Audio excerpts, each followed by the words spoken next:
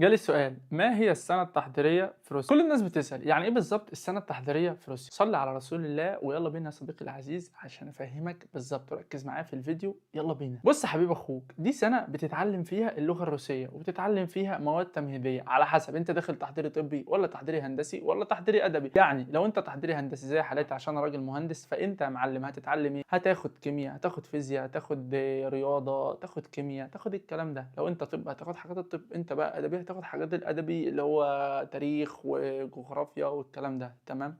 هتقول لي ايه هدفها؟ هقول لك صلي على رسول الله، هدفها انك تجهز نفسك للمواد وتعرف ثقافة البلد. بسيطة كده، الامر سهل خالص وبسيط يا صديقي العزيز. وخد بالك من حاجة، في جامعات بيكون فيها ان انت تدرس بالانجليش مش بالروسي، بس اغلب الجامعات لازم هتاخد سنة تحضيرية كده. لو عايز تعرف اكتر او محتاج نصيحتي في السنة دي، اكتب لي في الكومنتات وما تنساش تعمل لايك للفيديو عشان استمر معاك بمعلومات أكتر. انا محمد الطعمي وبساعد اي حد حابب يدرس بره او يسافر سياحة.